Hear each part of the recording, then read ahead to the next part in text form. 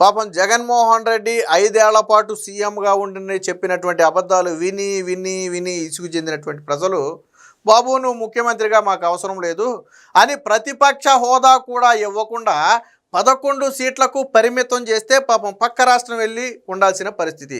ఈ 16-17 నెలల్లో గట్టిగా జగన్మోహన్ రెడ్డి ఒక 20 సార్లు 30 సార్లు ఏపీకి వచ్చాడో లేదో, అది కూడా ఏంటంటే శివరాజకీయం చేయడానికి వచ్చాడు తప్ప ఎప్పుడు రాలా. పక్క రాష్ట్రం బెంగళూరులోనే ఉండేవాడు. పాపం అవసరమైతే పొద్దున్నే వచ్చి సాయంత్రం తిరిగేవాడు, కానీ ఎప్పుడు కూడా రాష్ట్రానికి వచ్చేవాడు కాదు. అలాంటి జగన్మోహన్ రెడ్డి ఒక మాజీ ముఖ్యమంత్రి అయి ఉండి రేపు పొద్దున్న నేను ముఖ్యమంత్రి అవుతానని చెప్పుకునే వ్యక్తి కనీసం మాట్లాడితే అర్థం ఉండాలి. సరే ఏదో ఒక 5% 10% కల్పితాలు ఉంటే ఉండుండొచ్చు, మనం చెప్పట్లా. ఏ రాజకీయ నాయకుడు డబ్బు కొట్టుకోవడానికి నేను చెప్పట్లా. కానీ జగన్మోహన్ రెడ్డి నోరు తెరిస్తే పచ్చి అబద్ధాలు. వాస్తవంగా ఫిగర్స్ అన్నీ కూడా వాస్తవంగా కనపడినా, ఇది వాస్తవం అని తెలిసినా, దానికి ప్రభుత్వ ఆధారాలు ఉన్నా అవన్నీ కూడా తీయకుండా జగన్మోహన్ రెడ్డి చెప్పటం, సాక్షిలో ప్రచురించడం, వైసీపీ సోషల్ మీడియాలో ప్రచారం చేసుకోవడం. అంటే జగన్మోహన్ రెడ్డి దృష్టిలో ఏంటంటే ప్రజలు గొర్రెలేక. జగన్మోహన్ రెడ్డి ఏమనుకుంటాడంటే, జగన్మోహన్ రెడ్డి ఉద్దేశం ఏంటంటే ప్రజలు అనే వ్యక్తులు నేను ఏది చెప్తే అదే నమ్ముతారు, ఒక విషయాన్ని బలంగా పదే పదే రుద్దితే అదే నిజమని నమ్ముతారనే భ్రమలో జగన్మోహన్ రెడ్డి ఉన్నాడు.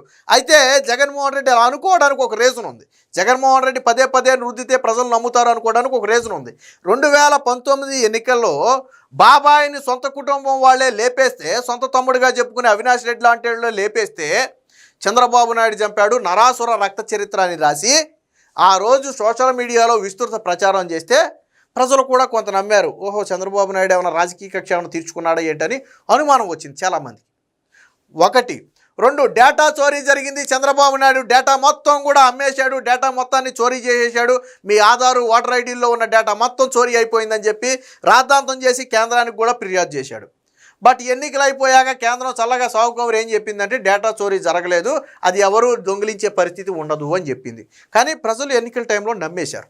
అలాగే కోడికత్తి డ్రామా స్వయంగా పొడిచినోడే ఒరే బాబు నేను జగన్మోహన్ రెడ్డి అంటే అభిమాని, నేనేదో వైరల్ అవ్వడం కోసం చేసినటువంటి పని అని చెప్పి స్వయంగా ఆ వ్యక్తే చెబితే, లేదు చంద్రబాబు నాయుడు చంపేసే ప్రయత్నం చేశాడు, నన్ను హత్యాయత్నం జరిగింది, దీని మీద సిబిఐ విచారణ అన్నాడు. మరి ఏం జరిగింది? ఆ విచారణలో స్పష్టంగా చెప్పారు ఇందులో కుట్రకోణం లేదు, చంద్రబాబు నాయుడు పాత్ర లేదని చెప్తే, ఈవెన్ ఆ కేసుకు సంబంధించి ఎన్ఐఏ విచారిస్తుంది. ఆ కేసుకు సంబంధించి ఒకరోజు కోర్టుకు కూడా హాజరవ్వాలి. నిన్ను చంపాడని చెప్పినటువంటి కేసులో నువ్వెందుకు హాజరై సాక్ష్యం చెప్పలేదు జగన్మోహన్ రెడ్డి? సో ఇలా ఒకటి కాదు, పింక్ డైమండ్, అన్నిటికి మించి పింక్ డైమండ్. అసలు టీటీడీ హిస్టరీలోనే పింక్ డైమండ్ అనేది లేదు.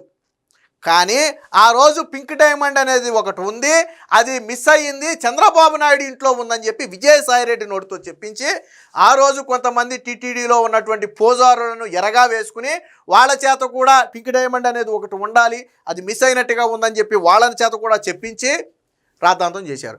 ఇదే జగన్మోహన్ రెడ్డి ముఖ్యమంత్రి అయిన తర్వాత కోర్టుకి జగన్మోహన్ రెడ్డి హయాంలో ఉన్నటువంటి టీటీడీ బోర్డు పింక్ డైమండ్ అనేది లేదు అని చెప్పి తేల్చి చెప్పింది. సో ఇలా 1 కాదు 2 కాదు అనేక అబద్ధాలను జగన్మోహన్ రెడ్డి అప్పుడు నమ్మించాడు. కాబట్టి ఇప్పుడు ఇంకా అదే భ్రమలో ఉన్నాడు జగన్మోహన్ రెడ్డి, అదే భ్రమలో ఉన్నాడు. కాబట్టి అన్ని అబద్ధాలే. సో ఏంటి ఆ అబద్ధాలు అనేది ఒకసారి వినండి. చేసిన తర్వాత ఆ private college, private teaching hospital వాళ్ళు నడిపేటప్పుడు వాళ్ళ జీతాలు గవర్నమెంట్ ఇస్తుందంట. అంటే నెలకు ఒక్కొక్క కాలేజీలో కనీసం 5 కోట్లు జీతం మినిమం, సంవత్సరానికి ఒక్కొక్క కాలేజీకి 60 కోట్లు, 2 ఏళ్ల పాటు కనీసం అంటే 120 కోట్లు ఒక్కొక్క కాలేజీకి ఎదురు వస్తుందన్నమాట. చెనిక్కాయలకు బెల్లాలకు ఇలా మనిషి ఇక్కడ కాలేజీలు కట్టబెట్టడమే కాకుండా మళ్ళా ఎదురు 120 కోట్ల రూపాయలు ఎదురిస్తున్నారు. ఇది జగన్మోహన్ రెడ్డి ఏమంటాడంటే శనక్కాయలకు పప్పు బెల్లాలకి ఆస్తులను కట్టబెట్టడమే కాకుండా ప్రభుత్వం ఎదురిస్తుంది, ఇదెక్కడ న్యాయం అన్నాడు. అసలు మెడికల్ కాలేజీలో సీట్ల అమ్మకం అనే విధానానికి తెరదీసి దాని ద్వారా వచ్చే డబ్బుతో ప్రభుత్వ కాలేజీలు నడపాలి అని చెప్పిన వ్యక్తి ఎవరు? నువ్వు కాదా జగన్మోహన్ రెడ్డి? 100 సీట్లలో 50% సీట్లను పూర్తిగా ఫ్రీగా ఇచ్చి మిగిలిన 50% సీట్లను అమ్ముకోవాలి అనే విధానానికి తెరదీసి దానికి సెల్ఫ్ ఫైనాన్సింగ్ అనే ఒక పేరు పెట్టి మెడికల్ కాలేజీ సీట్లు అమ్ముకుందా నువ్వు కాదా? ఆ డబ్బుతో మెడికల్ కాలేజీలు నిర్వహించవచ్చు అన్నది నువ్వు కాదా? మరి ఇప్పుడు ఆ డబ్బుతోనే నడుపుతారు, ఆ డబ్బుతోనే జీతాలు ఇస్తారు. ప్రభుత్వం అంటే ప్రభుత్వం జేబులో నుంచి ఏం తీసేవట్లా. ఆ మెడికల్ కాలేజీ సీట్లు 50% సీట్లు ఏవైతే ఉన్నాయో వాటిని విక్రయించడం ద్వారా వచ్చిన డబ్బులు ఏవైతే ఉన్నాయో వాటి ద్వారా నడుపుతారు. నువ్వు చెప్పిన సెల్ఫ్ ఫైనాన్స్ ప్రాజెక్ట్, నువ్వు చెప్పిన పేరే అది. సో ఈ కనీసం ఇంత ఇంగిత జ్ఞానం లేకుండా మనం మాట్లాడటం. స్కామ్ ఇంతకన్నా దారుణమైన పరిస్థితి ఎక్కడైనా ఉందా? అదే స్కామ్ అయితే మరి మెడికల్ కాలేజీ సీట్లు అమ్మిన కూడా స్కామే. నిజంగా చంద్రబాబు నాయుడు గారు ఈ రోజు ఆ సీట్లు అమ్మిన ద్వారా వచ్చిన డబ్బుతో కాలేజీలు నడుపుతాం, వాళ్ళకి జీతాలు ఇస్తామంటే అనేది తప్పు అయితే, జగన్మోహన్ రెడ్డి మెడికల్ కాలేజీలు సీట్లు అమ్మాలి అనే విధానానికి తెరతీసిన జగన్మోహన్ రెడ్డి అతిపెద్ద స్కామ్ చేశాడు. ముందు జగన్మోహన్ రెడ్డిని బొక్కలు వేయాలి, దీంట్లో జగన్మోహన్ రెడ్డిని బొక్కలు వేయాలి. అంటే నేను ఏది మాట్లాడుతుంది ప్రజలు గొర్రెలా నమ్ముతారు అనుకుంటే ఎలా జగన్మోహన్ రెడ్డి? ఇవన్నీ రేపు పొద్దున మనం ఇన్ని ప్రయత్నాలు చేసిన తర్వాత కూడా ఎక్కడన్నా కూడా చంద్రబాబు నాయుడు వినకుండా దీనికి ముందుకు తీసుకొని పోతే మాత్రం, చంద్రబాబు నాయుడు కాదు నాయన, ప్రజలే నిన్ను నమ్మట్లా, ప్రజలే నీ మాట వినట్లా. దానికి సంబంధించి వీడియో కూడా ఒకటి ఉంది, నేను చూపిస్తా. జగన్మోహన్ రెడ్డి తలపెట్టిన ఈ పీపీపీ అనే విధానానికి ప్రజల మద్దతు ఉందా లేదా అనేది నేను లైవ్ లో ఒక వీడియో ప్లే చేసి మీకు చూపిస్తా. దాన్ని చివరిలో ప్లే చేద్దాం. తర్వాత కాలేజీలు తీసుకున్న మాత్రం మనం అధికారంలోకి వచ్చిన వెంటనే 2 నెలల జరగక మునిపే అందరు జైల్లో ఉంటారు. ఆ కాలేజీలు తీసుకున్న మాత్రం ఏ లెక్కన జైల్లో పెడతావు నేను అడుగుతున్నా. అసలు నువ్వే బెయిల్ మీద ఉన్నావు, నువ్వే దేశం దాటి అడుగు పెట్టాలంటే కోర్టు ముందుకెళ్ళి చేతులు కొట్టుకుని నిలబడాలా? మొన్న వెళ్ళొచ్చాం కదా కోర్టుకి, నాంపల్లి కోర్టుకి. మనమే కోర్టుకి వెళ్ళి చేతులు కొట్టుకుని నిలబడాలా? ఏ క్షణంలో బెయిల్ రద్దు అయితే ఏ క్షణంలో బొక్కలోకి వెళ్తామో మనకే తెలియదు. అలాంటి నువ్వు వాళ్ళని జైలుకు పంపటానని బెదిరించడం ఏందా జగన్మోహన్ రెడ్డి? గతంలో ఏమన్నాడు, నేను వచ్చిన తర్వాత టెండర్లు రద్దు చేస్తాను అన్నాడు. అప్పుడు కూడా బెదిరించాడు. ఎవడో భయపడలా, ప్రభుత్వం భయపడలా, టెండర్లలో పాల్గొనడానికి కూడా ఎవరు భయపడే పరిస్థితి లేదు. ఎందుకంటే జగన్మోహన్ రెడ్డి వచ్చేది లేదు, ఆయన చేసేది లేదు. సో దానికి ఎవడు భయపడలేదు కాబట్టి ఆ కాలేజీలు తీసుకున్న వాళ్ళని జైలు వేస్తాడంట. ఫర్ ఎగ్జాంపుల్ టాటా అనేది మామూలుగానే స్వచ్ఛంద సేవా సంస్థలు నిర్వహిస్తున్నటువంటి సంస్థ. టాటా అనే సంస్థకి ఇస్తారయ్యా. ఇప్పుడు ఏం చేస్తావు నువ్వు? టాటా చైర్మన్ని తీసుకెళ్ళి బొక్కలో వేస్తావు నువ్వు? నేను అడుగుతున్నా. టాటా సంస్థల చైర్మన్ని తీసుకెళ్ళి నువ్వు బొక్కలో వేస్తావా? లేదు, సత్యసాయి ట్రస్ట్ ఉంది, సేవాభావంతో నడిచేటువంటి ట్రస్టు, ఆ ట్రస్ట్కి ఇస్తారు. అందుకని సత్యసాయి ట్రస్ట్ నడిపే వాళ్ళందరినీ తీసుకెళ్ళి బొక్కలో వేస్తావు నువ్వు? బొక్కలు వేస్తావా? మాట్లాడితే అర్థం ఉండొద్దా? ఏ నామ్స్ ప్రకారం నువ్వు అరెస్ట్ చేస్తావు? ఇప్పుడు నేను అరెస్ట్ చేశారంటే ఒక అర్థం ఉంది. 43,000 కోట్ల రూపాయలు క్విట్ ప్రోకోలో మీ బాబు అధికారాన్ని అడ్డం పెట్టుకుని అడ్డగోలుగా దోచుకున్నావు. సంబంధించి ఆధారాలు ఉన్నాయి కాబట్టి నీ ఆస్తులు కూడా జప్తు చేసి 16 నెలలు జైల్లో పెట్టారు. దానికి ఒక రీజన్ ఉంది. ఇక్కడ ఎవరి ఆస్తి తిన్నారు, ఎవరు మోసం చేశారని నువ్వు అరెస్ట్ చేస్తావు. నేను అడుగుతున్నా. లేదు, ఒక ప్రభుత్వం తీసుకున్న నిర్ణయంలో పాలు పంచుకున్న వాళ్ళందరినీ అరెస్ట్ చేస్తాను అంటే, నీ హయాంలో వచ్చి టెండర్లో పాల్గొన్న వాళ్ళు, నీ హయాంలో వచ్చి పనులు చేసిన వాళ్ళందరినీ తీసుకెళ్ళి బొక్కలో వేయొద్దా? ఇప్పుడు ఎలా వద్దా? కాబట్టి నోరు ఉంది కాబట్టి నేను ఏదైనా మాట్లాడతానంటే అసలు నమ్మరు. ఈ బెదిరింపులు భయపడరు. ఈ బెదిరింపుల రోజు అయిపోయింది. మొన్న 11 సీట్లతోనే తేలిపోయింది.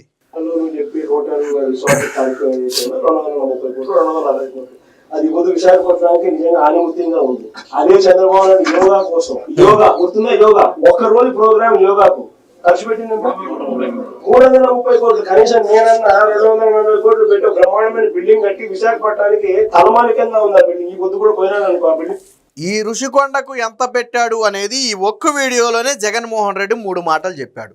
230 కోట్లు అన్నాడు, 260 కోట్లు అన్నాడు, ఇప్పుడు 240 కోట్లు అన్నాడు. మీరు మళ్ళీ ఏనండి, జగన్మోహన్ రెడ్డి ఆ ఋషికొండ ప్యాలెస్కి సంబంధించి ఒక్క వీడియోలోనే ఒక 10-20 సెకండ్ల వ్యవధిలోనే 3 రీజన్స్ చెప్పాడు, 3 రేట్లు చెప్పాడు. ఏది నిజం అందులో?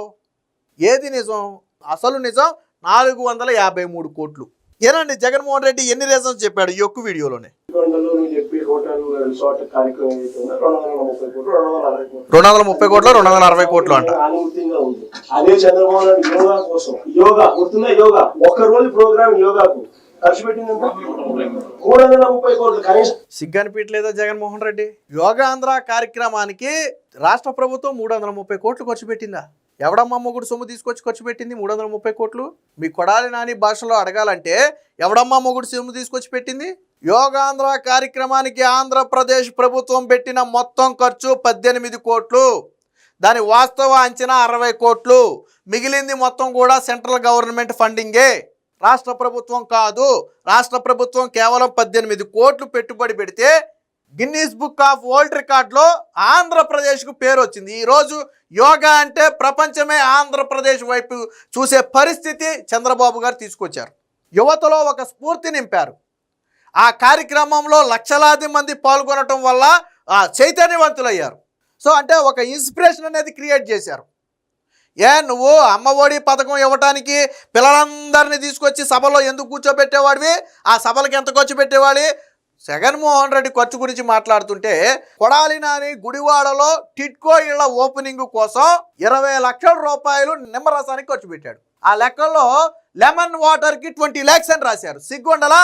20 లక్షల రూపాయలు నిమ్మరసానికి ఇచ్చావా? ఎన్ని నిమ్మకాయలు పిండావు? ఎన్ని లీటర్లు నీళ్లు పోసావు నువ్వు అందులో నిమ్మరసానికి? ఎలుకలు పట్టడానికి 3.5 కోట్ల, లెగ్గపప్పులకు 3 కోట్ల, లేకపోతే నీ ఇంటి చుట్టూ ఫినిషింగ్ వేసుకోవడానికి 12.5 కోట్ల, నీ సర్వేరాళ్ళ మీద నీ బొమ్మ వేసుకోవడానికి 700 కోట్ల, బియ్యం సంచుల పేరుతో నీ భార్యకు 700 కోట్ల, పాసు పుస్తకాల మీద నీ ఫోటో ముద్రించుకోవడానికి 150 కోట్ల, అలాగే సచివాలయాల మీద రంగులు వేసి కోర్టు చివాట్ల తర్వాత తీయటానికి 150-200 కోట్ల, అలాగే ఫ్లైట్లలో తిరగడానికి 222 కోట్ల. నువ్వా జగన్మోహన్ రెడ్డి ఖర్చు గురించి మాట్లాడేది? సిగ్గు అనిపించట్లేదా జగన్మోహన్ రెడ్డి? నోరు తెరిస్తే అబద్ధం. అరే మనం కనీసం నేను ఒక మాజీ ముఖ్యమంత్రినేమో, నేను మాట్లాడితే అందరూ దాన్ని ఆధారాలు బయటికి తీసి నన్ను వాయిస్తారేమో. ఎందుకంటే ముక్కు మొహం తెలియనోడు కాదు కదా మాట్లాడే వ్యక్తి, చూసి చూడనట్టు వదిలేయటానికి. పచ్చి అబద్ధాలు నోరు తెరిస్తే. నేనన్నా 230 కోట్లు పెట్టి బ్రహ్మాండమైన బిల్డింగ్ కట్టి విశాఖపట్నానికి తలమానికంగా ఉంది ఆ బిల్డింగ్. ఈ పొద్దు కూడా పోయినాను అనుకో. నువ్వు చెప్పిన పోనా 240 కోట్లే ఎందుకు మెడికల్ కాలేజీకి పెట్టకుండా రాజభవనానికి పెట్టావు? నువ్వు ఎందుకు మెడికల్ కాలేజీకి రాజభవనానికి పెట్టావు, మెడికల్ కాలేజీలకు పెట్టకుండా? ఎందుకు పెట్టాడంటే చూడండి ఒకసారి, ఇక్కడ సొలుకోవర్లు చెప్తాడు. మళ్ళీ బిల్డింగ్ చూస్తే విశాఖపట్నం అంతా టూరిస్ట్ ప్లేస్ కింద కనబడుతుంది. పెద్ద పెద్ద వచ్చిన ఇప్పుడు గవర్నర్ గారు పోయినారు అనుకో, మోడీ గారు వచ్చినారు అనుకో, లేకపోతే పుతిన్ వచ్చినాడు అనుకో, రష్యన్ ప్రెసిడెంట్ పుతిన్ వచ్చినాడు అనుకో, ఎక్కడ పెడతాడు? బ్రహ్మాండమైన రాజభవన్ లాంటి బిల్డింగ్ అది. సో టూరిజానికి జగన్మోహన్ రెడ్డి అంట చేయూతనివ్వటానికి కట్టాడంట. టూరిజానికి చేయూతనివ్వటానికి అందులో ఉండే బాత్రూమ్ కమోడ్కి 25 లక్షల రూపాయలు పెడతారా? అందులో ఉండే స్నానం చేసే టబ్కి 30-40 లక్షల రూపాయలు పెడతారా? అందులో ఉండే ట్యాప్ విడుదల చేసే ట్యాప్కి 3-4 లక్షల రూపాయలు పెడతారా? అందులో పెట్టే లైట్కి 20-25 లక్షలు పెడతారా? ఎవడైనా పెడతాడా? అంత ఖర్చు పెడతాడా జగన్మోహన్ రెడ్డి? మరి నువ్వేమో టూరిజం అంటావు, పుతిన్ అంటావు, నరేంద్ర మోదీ అంటావు. మీ నాయకులు గతంలో మంత్రులుగా ఉన్నటువంటి రోజా కావచ్చు, గుడివాడ అమర్నాథ్ కావచ్చు, వాళ్ళేం చెప్పారు? అవి సీఎం క్యాంపు కార్యాలయంగా ఉపయోగించుకుంటారు జగన్మోహన్ రెడ్డి గారు, అక్కడే నివాసం ఉండి ఉపయోగించుకుంటారు. ఉపయోగించుకుంటే తప్పేంటి? సీఎం కార్యాలయం ఉండొద్దా? అరే వాళ్ళేమో సీఎం కార్యాలయం అంటారు, నువ్వేమో టూరిజం అంటావు. మీ వాళ్ళేమో జగన్మోహన్ రెడ్డి భారీ కావాలంది కాబట్టి బీచ్కి అభిముఖంగా కట్టారని చెప్తారు. నువ్వు అన్నావు కదా టూరిజం డెవలప్మెంట్ అని. ఇప్పుడు నువ్వు గుండు కొట్టిన ప్లేస్లో గతంలో హరిత రిసార్ట్స్ అని ఒకటి ఉండేది, తెలుసో లేదో జగన్మోహన్ రెడ్డికి. హరిత రిసార్ట్స్ ఏడాదికి 7 నుంచి 10 కోట్ల రూపాయల ఆదాయం ఓన్లీ ఆ హరిత రిసార్ట్స్ వల్ల వచ్చేది. మరి నువ్వు కట్టిన బిల్డింగ్కి ఎవరినైనా ఒక్క మనిషిని లోనకి అలౌ చేశావా నీ ప్రభుత్వంలో? నువ్వు టూరిజం అన్నావు కదా, ఆ టూరిజం స్పాట్ అయినటువంటి నువ్వు కట్టిన ఋషికొండ ప్యాలెస్లోకి ఒక మనిషిని వెళ్ళనిచ్చావా నువ్వు? ఒక ఫోటో తీనిచ్చావా నువ్వు? ఎందుకు అంత రహస్యంగా కట్టావు నువ్వు రహస్యంగా ఎందుకు కట్టావు నువ్వు? అది పర్యాటక ప్రాంతం అయితే, పర్యాటక ప్లేస్ అయితే ఎందుకు నువ్వు జనాన్ని వెళ్ళకుండా పోలీసులను బందోబస్తు పెట్టావు అక్కడ? నువ్వు ఎందుకు శాటిలైట్ మ్యాపుల్లో గుండు కొట్టినట్టు కనపడుతుందని చెప్పి గ్రీన్ మ్యాట్ కప్పావు? నువ్వు నేషనల్ గ్రీన్ ట్రిబ్యునల్ని మోసం చేయలేదా? నేషనల్ గ్రీన్ ట్రిబ్యునల్ చెప్పలేదా వీళ్ళు చెప్పిన దానికంటే ఎక్కువగా కొండ తవ్వేశారని? నేషనల్ గ్రీన్ ట్రిబ్యునల్ సుప్రీంకోర్టుకి చెప్పలేదా? సుప్రీంకోర్టు హైకోర్టు లక్ష్యంతలు వేయలేదా? ఎవడి చెవులో పూలు పెట్టాలని చూస్తున్నావు జగన్మోహన్ రెడ్డి నువ్వు? పుతిన్ కోసం కట్టాడంట, పుతిన్ వస్తాడా నీ హయాంలో అని కట్టావా నువ్వు? 3 బిల్డింగ్లు ఎందుకు కట్టావు నువ్వు? పర్యాటక స్పాట్ అయ్యి ఒక బిల్డింగ్ కట్టుంటే సరే ఓకే, నువ్వు 3 బిల్డింగ్లు ఎందుకు కట్టావు? ఒక దాంట్లోనేమో ప్రభుత్వ కార్యాలయం కింద నిర్వహించుకోవాలి, ఒక దాంట్లోనేమో సమావేశాలు నిర్వహించుకోవాలి, ఒక దాంట్లో జగన్మోహన్ రెడ్డి ఫ్యామిలీ ఉండాలి. అందుకు కదా నువ్వు కట్టింది అది. ఈరోజు టూరిజం అంటావా? 1 రూపాయి వచ్చిందా నీ హయాంలో? ఒక మనిషిని లోనికి వెళ్ళనిచ్చావా? మరి ముఖ్యమంత్రిగా ఉండి నువ్వు అన్నావు కదా ఇది యోగాంధ్రాకి 330 కోట్లని. నేను ఆధారాలు చూపిస్తాను. ఇది యోగాంధ్ర కోసం విడుదల చేసినటువంటి ఇది. ఇక్కడ 15 కోట్ల రూపాయలు జీవో నెంబరు 1881 2/6/2025 జూన్ 2వ తారీఖున 15 కోట్ల రూపాయలు విడుదల చేశారు. ఇది మొదటి జీవో. తరువాత దీనికి అదనంగా ఇంకొక 3 కోట్లు విడుదల చేశారు. ఇది జీవో నెంబర్ ఏమో 1988 16/6/2025. అంటే మొదటి జీవోకి రెండో జీవోకి మధ్యలో 12 రోజుల గ్యాప్తో మరొక 3 కోట్ల రూపాయలు విడుదల చేశారు. ₹3 crores ఓన్లీ 3 కోట్ల రూపాయలు విడుదల చేశారు. అంటే రాష్ట్ర ప్రభుత్వం పెట్టింది 18 కోట్లు. ఇక్కడ 2 జీవోల్లో కనపడుతుంది. చంద్రబాబు గారు ఏమి జేబులో నుంచి పెట్టరు కదా, తీసి జీవోలు ఉంటాయి కదా. మరి 330 కోట్లు అని చెప్పి ఎలా పచ్చి అబద్ధాలు చెప్పేవా జగన్మోహన్ రెడ్డి? 18 కోట్లకి 330 కోట్లకి ఏమైనా సంబంధం ఉందా? మరి నోటికి అన్నం తినేవాడు ఎవడైనా ఇంత పచ్చి అబద్ధాలు ఆడతాడా? నువ్వు తప్ప. ప్రపంచంలో ఎవడైనా 18 కోట్ల రూపాయలు 300 కోట్ల రూపాయలు అని చెప్తాడా? 330 కోట్లని. ఆ పైన నువ్వు చెప్పిన 30 కోట్ల ఖర్చు కూడా రాష్ట్ర ప్రభుత్వం పెట్టలా. 300 సంగతి పక్కన పెట్టి మొత్తం ఖర్చు అంచనా వ్యయం 60 కోట్లు. మిగిలింది సెంట్రల్ గవర్నమెంట్ ఫండింగ్. దానికి సంబంధించి ఇంకొక 20-30 కోట్లు ఇంకా రాష్ట్రానికి రావాలి. అది వేరే విషయం, పక్కన పెడదాం. మరి ఇంత అచ్చోసిన అబద్ధాలు ఆడితే ప్రజలు ఎందుకు జగన్మోహన్ రెడ్డి నేను నమ్మాలి? ఎందుకు నీకు ఓటేయాలి? అంటే ముఖ్యమంత్రి కావటం కోసం ఎన్ని అబద్ధాలైనా ఆడతాం. విలువలు కానీ, విశ్వసనీయతలు కానీ, సిగ్గు కానీ, లజ్జ కానీ, మానం కానీ, అభిమానం కానీ ఏమీ ఉండవు. నేను ముఖ్యమంత్రి సీట్ ఎక్కాలంటే ఏదైనా నేను చెప్పే ఇందాక. ఎందుకు జగన్మోహన్ రెడ్డి పదే పదే ప్రజలను గొర్రెలు అనుకుంటాడంటే గతంలో చేసిన పింక్ డైమండ్ కావచ్చు, బాబాయి హత్య కేసు కావచ్చు, డేటా చోరీ కావచ్చు, లేదా కోడికత్తి డ్రామా కావచ్చు, ఇవన్నీ ప్రజలు నమ్మారు కాబట్టి మళ్ళీ నన్ను అదే డ్రామాలు ఆడితే నమ్ముతారు అనుకుంటున్నాడు జగన్మోహన్ రెడ్డి. కానీ నమ్మరు. నీ బండారం బయటపడింది. వై నాట్ 175 అంటే నా వెంట్రుక కూడా పీకలేరని నువ్వు పీకి చీపిస్తే ఆ రోజు నువ్వు ఎన్ని ఎంట్రుకలు అయితే పట్టుకున్నావో అన్ని సీట్లు కూడా రాలా. నీకు అన్ని సీట్లు కూడా రాలా. ఎగిరెగిరి పడితే ప్రజలు ప్రతిపక్ష హోదా కూడా ఇవ్వకపోతే తల ఎత్తుకోలేక పక్క రాష్ట్రం పారిపోయావు నువ్వు. కాబట్టి జగన్మోహన్ రెడ్డి ఇప్పటికైనా కళ్ళు తెరవాలి. నువ్వు రాజకీయం చేయి, తప్పు లేదు. కానీ విజ్ఞతతో కూడిన, విలువలతో కూడిన రాజకీయం చేయి. ఈరోజు చంద్రబాబు గారు దర్జాగా 160 పైబడి సీట్లతో నిలబడ్డారు. 164 సీట్లతో కూటమి ప్రభుత్వం నిలబడిందంటే ఆ రోజు చంద్రబాబు గారు దర్జాగా రాజకీయం చేశారు. నువ్వు అరెస్టు చేసినా కానీ ప్రజలు నమ్మలా. అది విలువలతో కూడిన రాజకీయం అంటే. కాబట్టి ఆయన ఈరోజు మళ్ళీ ముఖ్యమంత్రి అయ్యాడు.